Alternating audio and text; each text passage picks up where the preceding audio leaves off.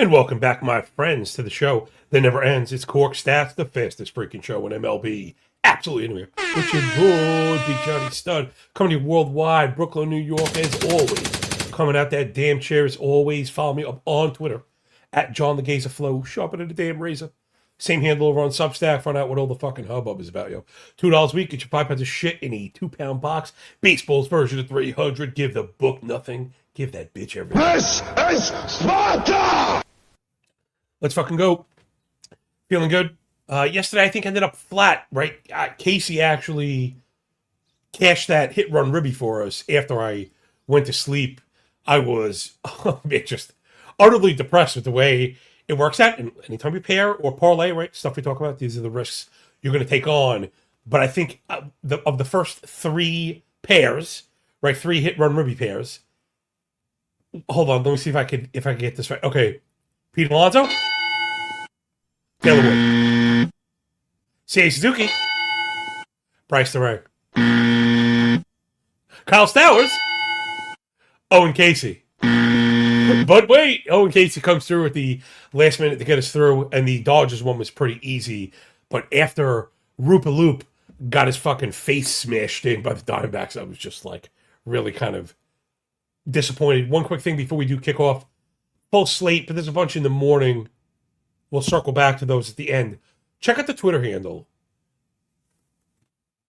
Right, we've been talking about the bowl and the change in the weather. I've mentioned how I was a little skeptical.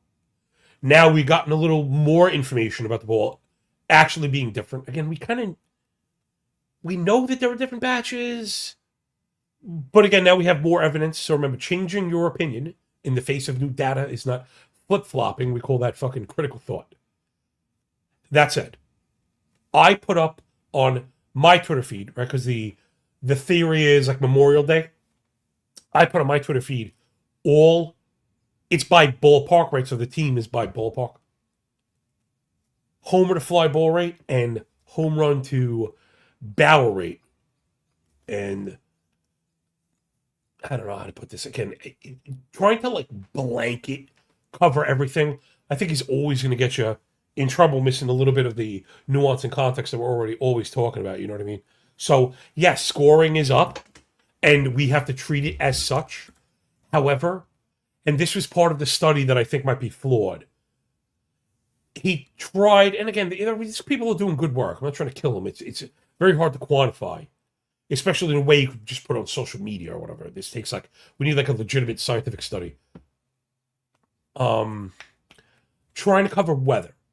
And the contention was, well, weather is up X.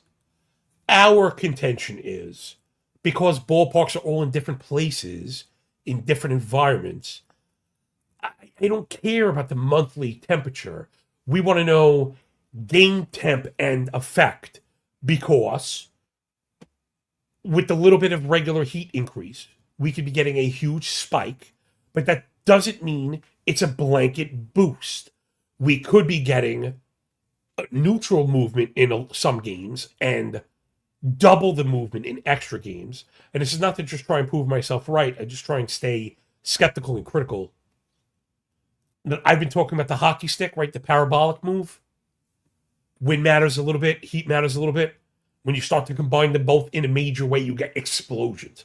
So that yesterday in Kansas City, I was on that under. That lasted all of fucking 2 seconds. Kansas City was not on the big spike list, as far as outputs go. However, we're just getting the really hot weather. I'm going to run a more smaller sample. I know we can get ourselves in trouble, but I'm just curious to see which parks have really been playing up in the past week, in the past 2 weeks, in the past 3 weeks. So there's a ton of fucking heat on the schedule. Enough of that shit. More of this. Best part of waking up.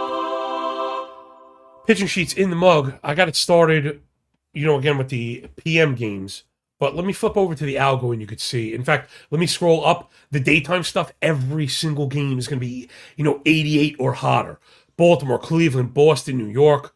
And then Boston and New York and Chicago both have the wind blowing out. Chicago going to be hot also. I left that one off. We know how Wrigley is, especially if we're talking about this 1 + 1 = 3 effect, right? That's what we're calling it.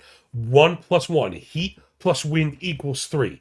You boost for wind, you boost for heat, you double boost, or I should say triple boost, right? So please understand this part is subjective. This is frog DNA, right? Trying to figure out how to get the fucking living dinosaur with just a little bit of DNA in that ball of amber in the mosquito or whatever. So I put it out there. When you see the emojis, you know that I did the adjustment. It's up to you to buck against me. I invite everybody to be testing this stuff. If I can get a chance, I'm going to try and do it myself. It's very difficult. That's why these studies can tend to fail. So keep an eye on the weather. Not every game is going to be over. It might be certain park things. We may want to isolate it to ground ball pitchers only, right? That we're looking to go to it. So let's do the damn thing.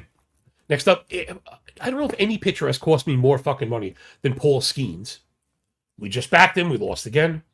And yet, the stats are amazing. And you're like, how do you lose with this? The Pirates just forget to hit when he is on the hill. But Skeens has been amazing. He really is having a fantastic season. Command, control, just everything you'd expect. You'd think the CSW might be a little bit higher. Same goes for Wheeler. A little bit of a Spider-Man gif going on here. But, yeah, man, there's not a weak split for Skeens or for Wheeler, for that matter, doing both at the same time. They've both been amazing. Not really getting the distance that you like from Skeens. You can see just 16 and a half outs. Not really in that... Not really in that, like, elite, like, superstar category, you know what I mean? Where Wheeler is giving you nearly 19 outs. He's a fucking tough customer, man. I mean, Skeens has been fine on the road, and Wheeler's been great at home, so you're thinking, how are we going to get any scoring here? And, you know, again, you got the freaking heat and the wind. Blowing out in Philly. Minus 140 for the Phil. Sorry, I didn't do the pricing. If you look at the board now, am I under? The total is 8. I got 7.95. So there's a lot of 4.3s, 4.2s in the curve.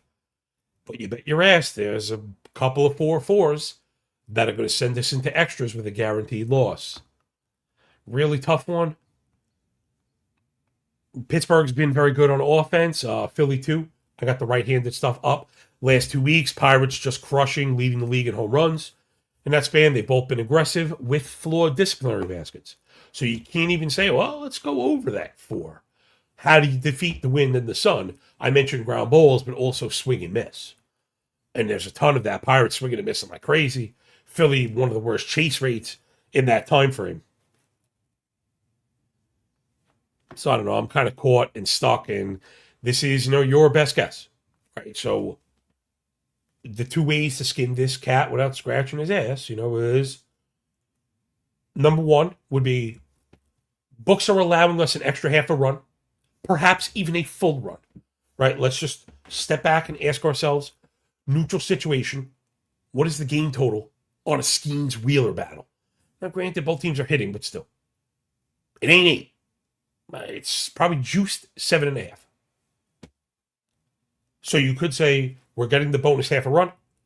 Let's take advantage, of 2 guys that could put up goose eggs, 7 shutout. Not a terrible argument. Flip side, we're leaning into the wind. We've seen the data and the ball. We've got 2 teams that are hitting, and we just have to scratch across a couple runs. I hear you too. But man, the level of the pitching is so high in this game that I think until we're getting like, holy shit, it's 2019 bouncy ball season, you're going to go over Skeens and Wheeler again. Oh, and over the elevated total. If this was coming in at the 7, different story. Yo, man, I hate you barking, dog. But again, a lot of mixed signals today. You got to play it easy. I'm going to be careful. Remember, I'd always rather you call me a pussy than a fraud, or dangerous to your bank account, right? I'd rather be open about my uncertainty than trying to feign certainty and lead you motherfuckers to the slaughter. We don't fucking do that shit. What is your profession? What's our profession? Being fucking G's. We are fucking certified G's up at the Bennett Street. Next up, Mr. Michael McGreevy, my favorite limerick, on the bump for the Cardinals, where it's blazing hot down south in the dirty, with Raylo on the bump for Atlanta. Your guess is as good as mine. For what it's worth, here we go again. We got to do all the nuance, right? The nuances that we always talk about. If you were looking up at the board when I had it up, you could see we have St. Louis modeled as a favorite. Now, generally, they're plus 115, by the way. Generally, I'm kind of auto smashing underdogs that I've modeled to win. I mean, it's, pretty fucking elementary. However, a couple of red flags here. Here, let me bring the board back up. So, number one would be you see that the team we have behind, in this case, Atlanta, we have them over 2.5 runs through 5, which has always been a red flag for me, because in those cases, you probably should be looking at first 5 team totals, right? The first 5 team total is not going to be over 2.5, and you might even be getting a good price. I can't bring it up right now. Actually, you know what? I'm lying. I can. I forgot. That's one of the nice parts about BetStamp. I've been using them. Shout them out. They don't pay me. Maybe they should. One, they're defaulted to dark mode, so you have me anyway.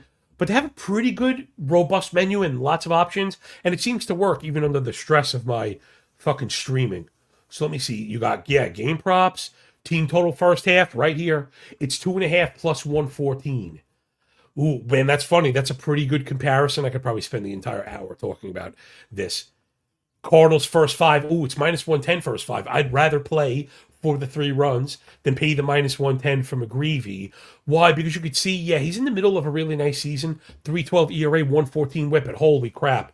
This shit is going to regress, and it's going to regress hard. You could say the same for Raylo, but the McGreevy stuff is really bad. Expected ERA north of 5.5. One of the worst 4-seamers in the game. Again, the fact he's not walking anybody with a 38% ball rate is really staggering, especially when you consider how bad his stuff is, right? So it's not particularly crazy to not walk guys with a high ball rate if you're force-feeding bad pitches in the fucking zone. Generally, those guys are going to start getting fucking creamed, right? The corn starts to get creamed, and it hasn't really happened just a little bit. The home and the fly ball rate is up a little high, but he's got the high hard hit with the barrel. Frankly, I'm surprised, even with the low fly ball rate, he only has 12 home runs through 89 innings. So I just think McGreevy has it coming. Again, he's been significantly better at home. He's on the road today. The last 30 is the same story. Good output, bad input. Raylo's been gross. I mean, we got a good case for the over here as well. I'm not sure I trust the Braves offense to get me there. Again, McGreevy's been going away with murder all year. Why can't he do it again? 2 of the worst teams versus righties last 2 weeks. This is horrendous. Braves are batting 184. Cardinals have a better average, but they're also running some BABIP, though the approach is a lot better on St. Louis' side. There's 0 power anywhere in this game. Now, if this was 8.5, again, we kind of have one challenged bullpen. Cardinals have really struggled. Sorry about this scrolling. After a very strong start, and they're in the toilet right now. I like O'Brien, and I like Romero, but they have the bullpen emoji as well. O'Brien 2 of 3, Romero 2 of 3, Soriano 2 of 3. That's the entire A squad. Again, if it was 8.5, I'd be pretty solidly over the 9. At a 9, I feel like we might fall flat right at 9 and get the push. But I think we get there. I think we get there, and I think St. Louis wins. Maybe I suck it up and play the St. Louis F5, though, to be completely honest. I don't love the idea of having to pay juice to get there. Nothing much right now. Next up, sorry about that. My boy, Sugar Shane Mack on the bump for the Flat fucking Fish of Florida. They're on the road in Kansas City to face Seth Lugo and the Royals with cheese. Going to be 1,000,000 degrees with the wind blowing out. KC was a freaking launch pad yesterday. So I'm immediately kind of red flagging that, right? Fool me once, shame on you. Fool me twice, well, shame on, fool me, you ain't gonna fool me again.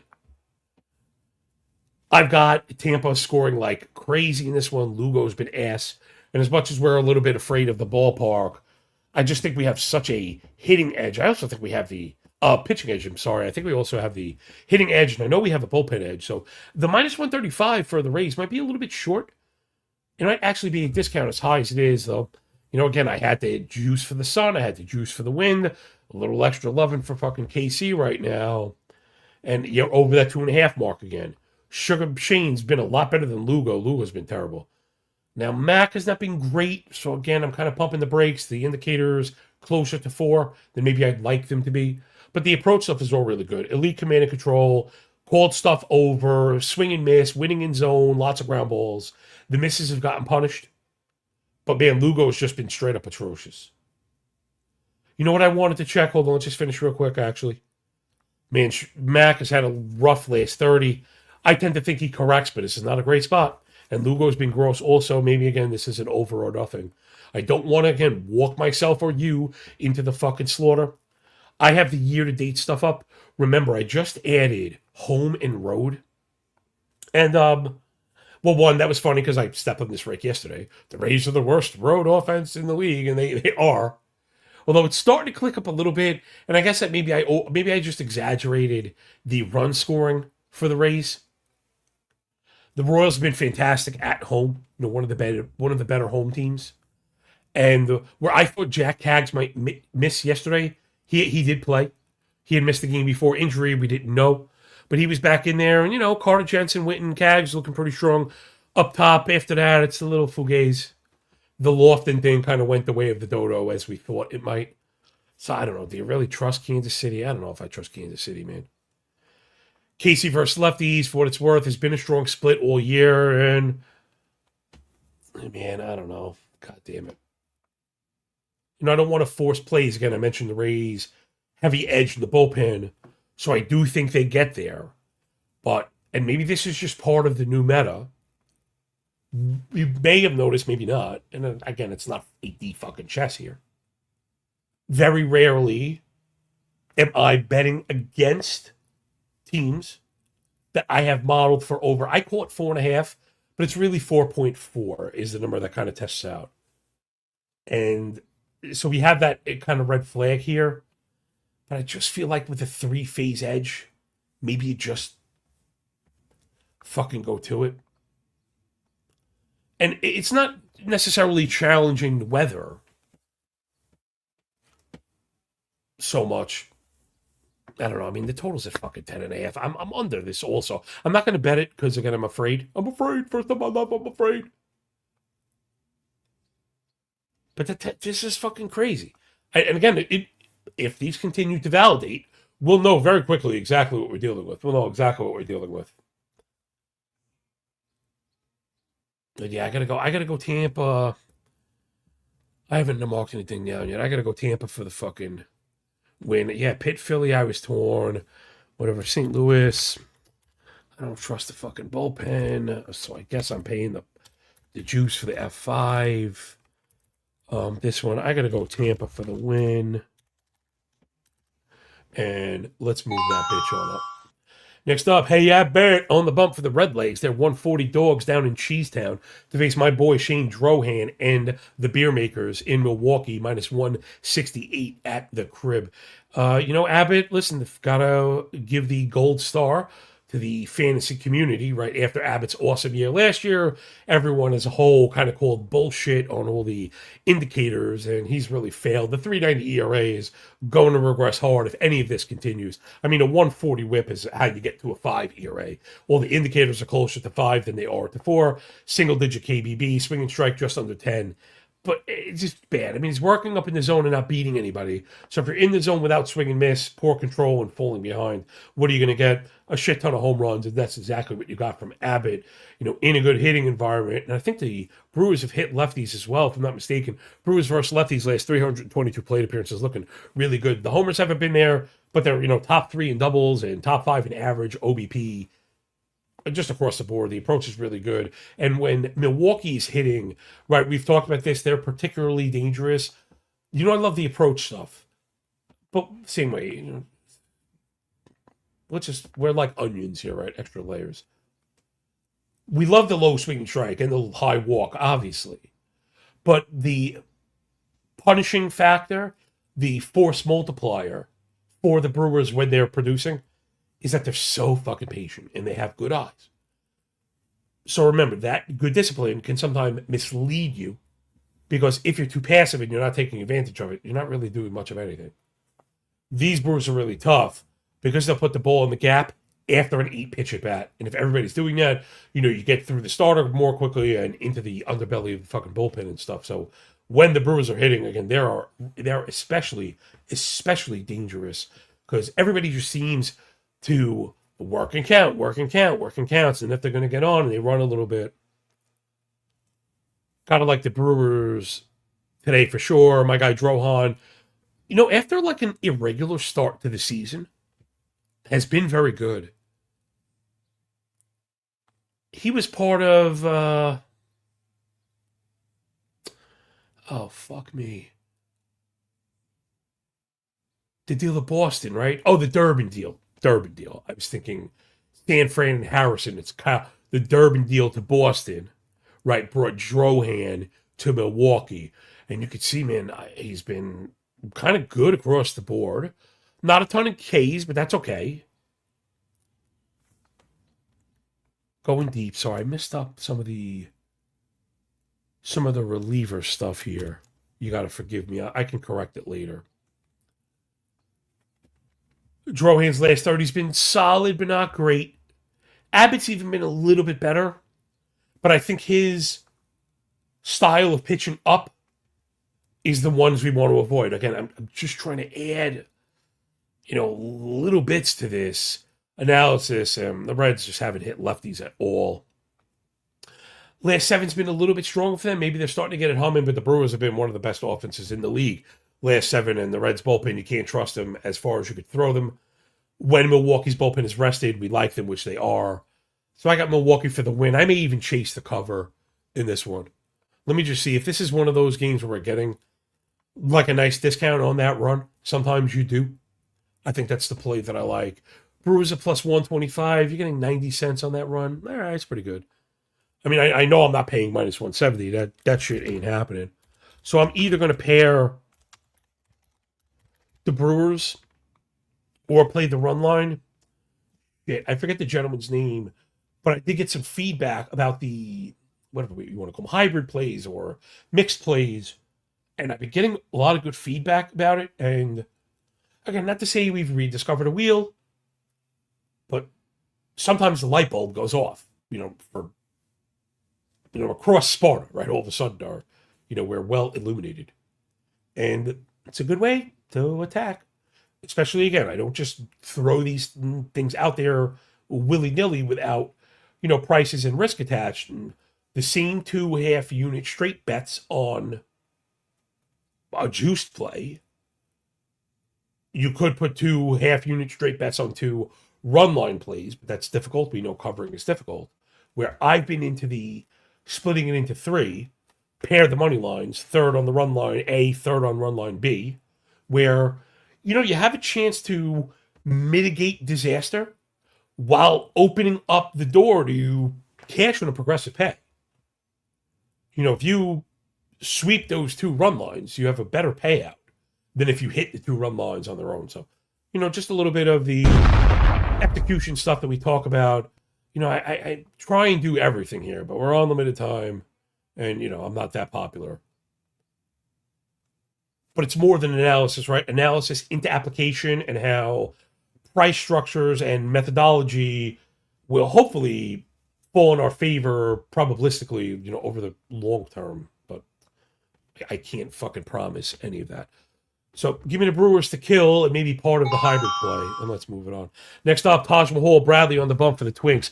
They're on the road against Tatsuya Imai and the Astros. Man, Imai was looking like a great feed for me early on. He's been incredible. Lately, he's been fucking incredible. The big one here is going to have to be Bradley, right? So we've seen him be very, very good. Michael Kay from the Yankees broadcast would call him the little girl with the curl. He's either really, really good or he's really, really bad. And man, last time out, he was brilliant. In fact, even the last 2 starts, he's been good. Last time he went 7, gave up 2 versus Colorado team that's hitting. 7 strikeouts in 2 of the last 3. 2 games before that, though, St. Louis got to him on the way out the door, and that had made the 4th game in a row. He gave up 4 earned runs, and of course, we were starting to get a little bit worried. Let's take a look really quick under the hood for Bradley. He's worth that. Again, these guys where we're at that fork in the road. Come on, Statcast. Here we go. This is Taj Bradley. So this year he's throwing quite a bit more four-seamers. He dumped the sinker, which I'm always fine with. And then you're getting splitty, curve, and cutter. Man, velo is good. Extension is okay. Spin is good. You'd like to see more whiffs on the four-seamer. He's got very good induced vertical break, right? That IVB, but not enough horizontal run to make it like an elite pitch. Though he's touching 97. It's a good ball. Cutter gets tons of whiffs. I mean, splitty and the curve both are over 40% whiff. The splitty in particular, 283 X slug, the curveball just under 400. So there's a lot to like in the arsenal here. Bradley's still got the goods, kind of passing the diagnostic test. And Imai, look at Imai's last 30. Let me scroll to the back end here. Again, ignore the ERA. ERA is stupid. 274 expected, 259 Sierra, 114 whip, and a 28 KBB. Imai is starting to fucking hum. But the Twins are hitting, man. Even without, what did they do yesterday? I was ready to dogpile them without, Bradley. I think the stats are starting to show a little bit of weakness. I was never really buying the talent there, and they still managed to scratch 4 runs across yesterday. You can see Twins up on the board versus righties. Very strong last 2 weeks. Batting .313 as a squad, .364 OBP, and with a 7% walk rate. That just goes to show you how good they've been with the stick, man. .476 slug. I mean, .840 OPS as a team. You're like a fucking all-star, right? 368 plate appearances multiplied by 2 to give you a player season. You've got a player hitting mid-30 fucking dongs with a plus 300 batting average, and you're feeling really fucking good about this guy. 341 X-Wob. I mean, it's again, all-star, kind of all-star stuff. Astros have started to click up a little bit. But again, I call it mixed signals, right? Astros probably pitching edge. Minnesota probably hitting edge. Astros certainly have a bullpen edge. Twins bullpen is horrendous, man. 42 2/3 of a 7.6 ERA, 307 batting average allowed, and more than 2 home runs per 9. Open up to the full season, 313 innings of a nearly 5.5 ERA. That is fucked up. That is fucked up, man. Houston does it, the bullpen emoji. Hater 3 or 4, may not see him. King 3 or 4, may not see him. Urquhart 3 or 4, may not see him, though the pitch count for Urquhart was low. I think I'm under early and afraid. Man, I'm even under late. If it's 4.5, 8.5, I think we may dig on the. If we can get the first 5, yeah, we can. Those are some of my favorite plays. Pitchers that we like. We're not in the crazy environment. We're getting a fairly priced -113 F5. And we can avoid the Twins bullpen. So you could, sign me up for that shit. Next up, my boy Max Meyer on the bump for the mighty Marlins of Miami. Wow. Alliteration aside. Holy crap. -163 dog up in Colorado to face Kyle Freeland with the sun blazing and the wind blowing in. So this one actually moved from 11.5 down to 11. I'm right on the nose with that. And this is another one of those scenarios of. This came up yesterday also. And if you followed along with, that you could play the Marlins again, right? Let's just do cores really quick. I always say not to do pitching analysis in cores. I believe that. But it doesn't mean you can't bet sides. Right, where you have advantages, I think you could still bet sides. Marlins went nuts. The pitching for the Rockies is so bad. I think they got 3 runs. So, Miami pitched well.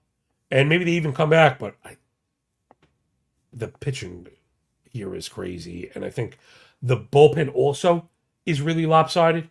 Miami bullpen's been like an amazing surprise lately. 284 ERA and a sub-1 whip through 44 1/3 of the last 2 weeks, leading the league in walks, by the way.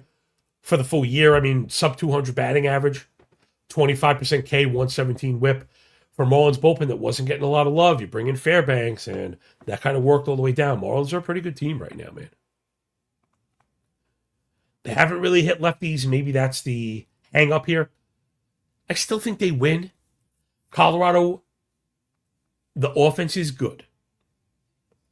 And that's another, right, kind of opposing narrative. I think I'm off this one, where I liked yesterday's much more because I thought the hitting was a little more in our favor, and maybe even the pitching scenario, hitting whatever junk box they threw yesterday, fucking Gordon or whatever. The Rockies bullpen just impossible to trust.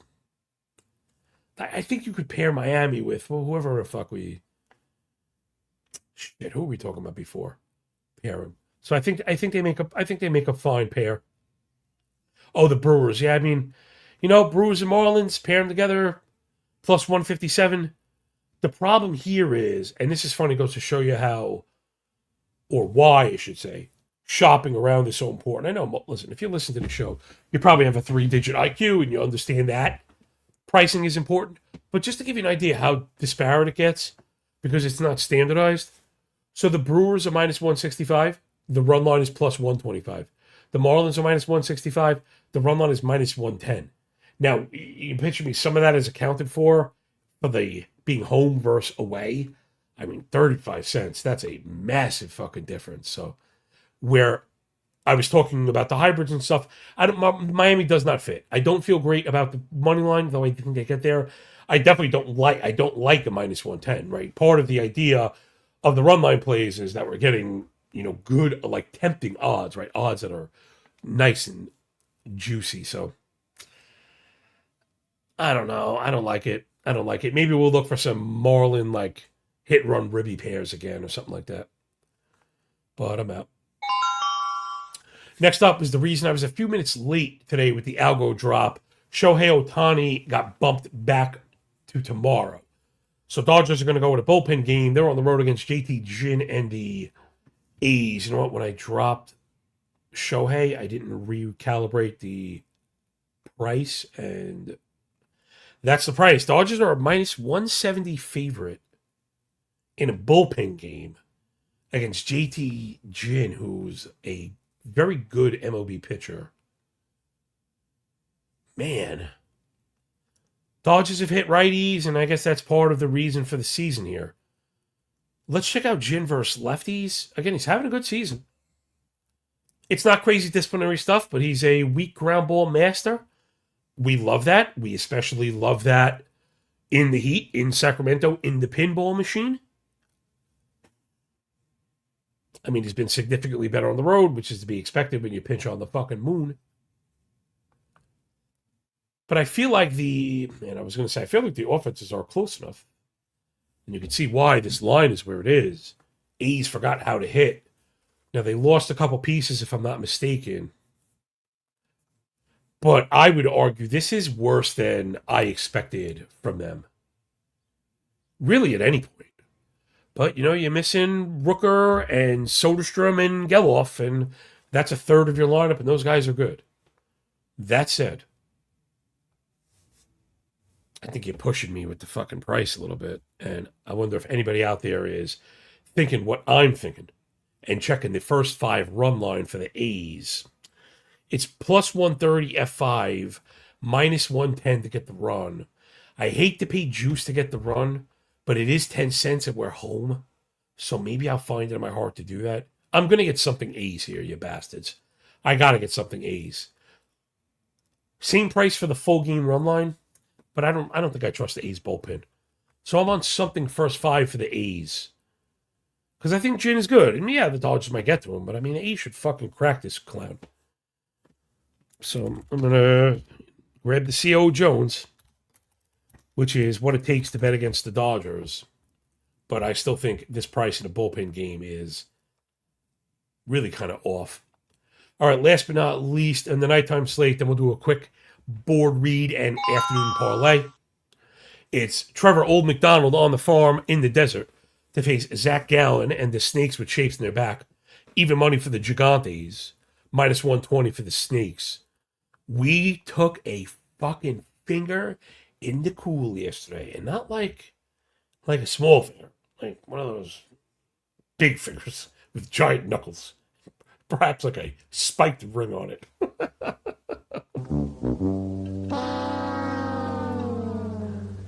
Man, Landon Roop got fucking crushed. And we were fading the Fott debut. He looked good. I mean, he was getting no whiffs, but, he got away with it. Maybe Arizona offense is starting to click. But, yeah, that kind of fucking sucked. I see some comments building up. I'll comb through them after we get through this last one. So, again, I've got the Giants at McDonald modeled for the F5 win, even money, as a play I'm generally taking. Right now, feeling a little bit like once bitten, twice shy type of deal. Like I was hoping this would be a bad price because I don't really want it. Giants are plus 110 full game, even money F5. I mean, you got to either go after Gallon or look to play the over here. I tend to like McDonald. I think the ERA is a little bit too high for the pitcher skill.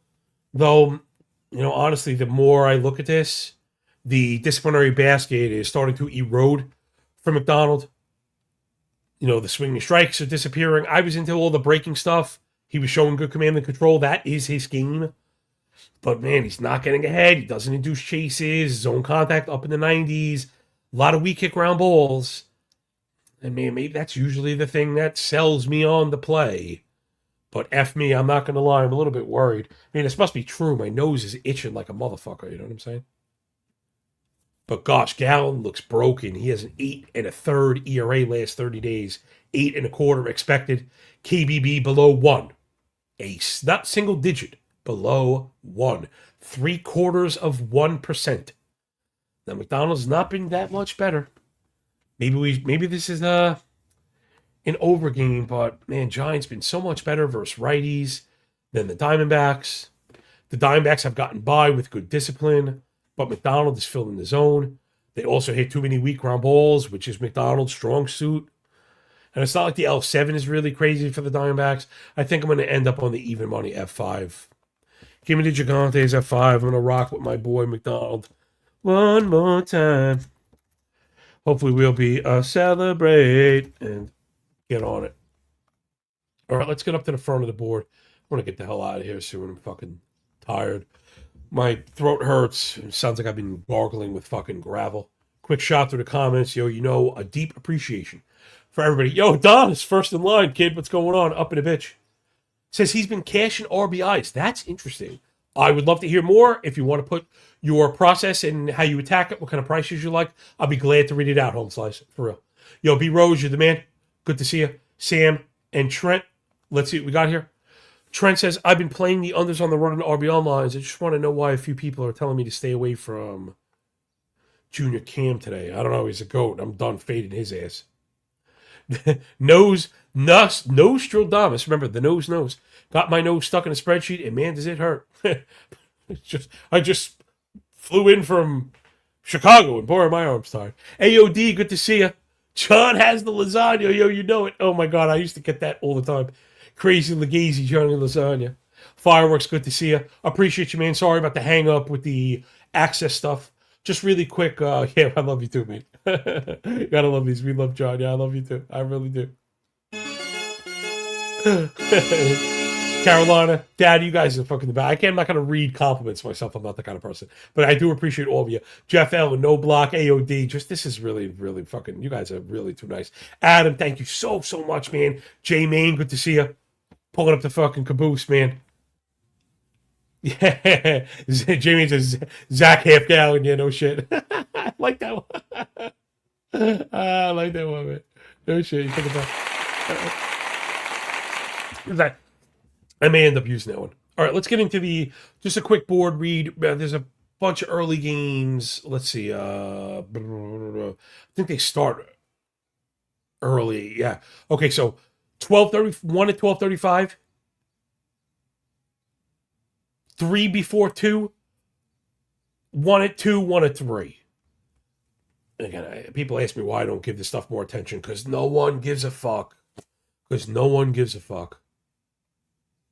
All right, first up, Dr. Schultz on the bump. Noah Schultz debut on the road against Baltimore, and Dean Krispy Kremer debut. Yikes, man. This total's at 10. For me, it's over or nothing. Very simple. I may look to maybe pair some White Sox bats for the hit run ribby stuff. Schultz, I generally think of as being pretty filthy, but I'm not backing anybody in the debut. Baltimore also played up, and it's going to be a million fucking degrees. Right? Chicago scored a million runs yesterday, right? So I was 9. All right. It was whatever, something else. Must have been the day before. Anyway, Chicago offense is rolling, obviously. Not looking to tempt that. Next up, Mackenzie Gore and the Rangers. They're minus 107 on the road against Joey Quintillo. And the guards at the crib. Going to be a million degrees, but the wind blowing in this one. Totals. Now, again, this is interesting, people.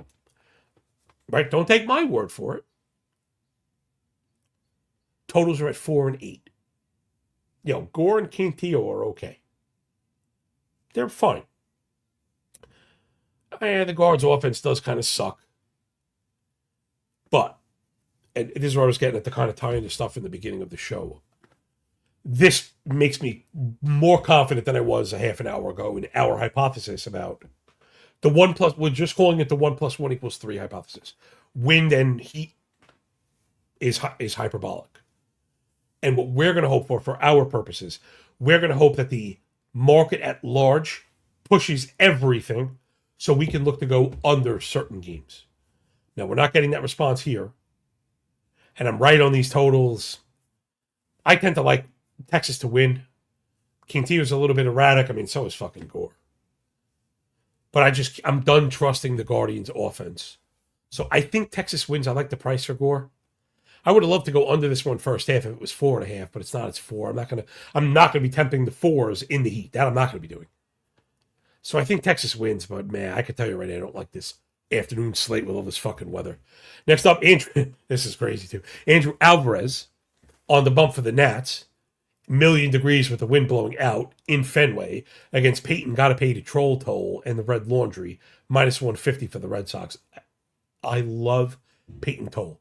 He's one of my favorite young guys. Total breakout. Give a crap less if he plays for Boston. Love Peyton Toll. That said, at some point, we have to stop paying. Not me. I've learned my fucking lesson, thankfully. But we have to stop listing the Nats against, right? Isn't Peyton lefty? I do this every day. It's going to happen. Happens every fucking day. Me with these damn lefty things. Yeah, this is lefty on lefty stuff.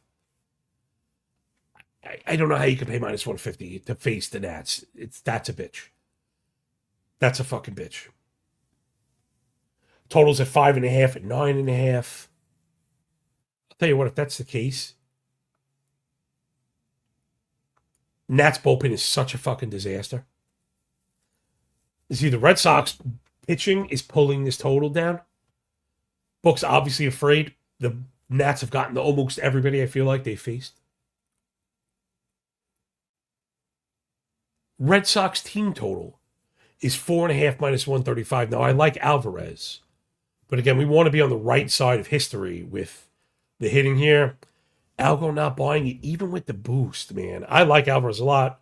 So does the model. I like Toll a lot with good reason. He's got legit ceiling. We've seen this. Oh man, part of me wants to tempt the fucking. Part of me wants to tempt the fucking wind here. But you can't go full game. I mean, I could see if that first 5 is 5.5. It's not a drop to 5. See, so we were on that. All right, fuck it. Leave this one alone also. The afternoon slate, don't bet this crap. Then you have the whole boomer getaway day thing that I don't like in the first place. Next up, Troy Melton and the Tigres. They're on the road and the boogie down. It's a fucking million degrees with the wind blowing out. Now, how did that one end yesterday? Okay, it did end up exploding. Tigers and Yankees went crazy off rip. Right, it was 5 runs scored in the first. Then it kind of died down. It picked back up later on. Okay, and it was home runs. I mean, Schlittler gave up fucking 5 donks. We know Yankee Stadium has a history of playing up to home runs. You may want to avoid the total sides of this, which I think makes a lot of sense. I like Melton over Warren here. But man, am I worried about his fly? I'm worried about the fly balls from him.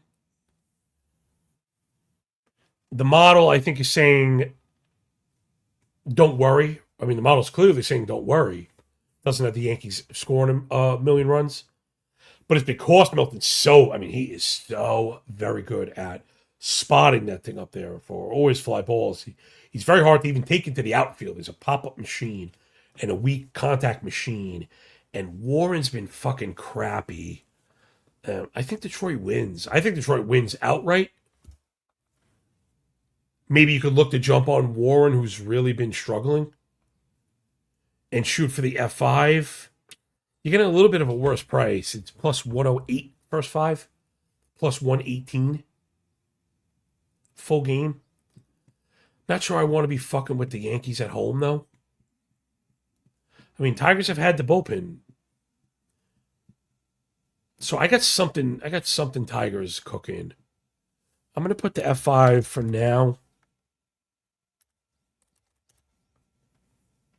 Because I think I like the on the road. I kind of want to get in and out. I don't want to.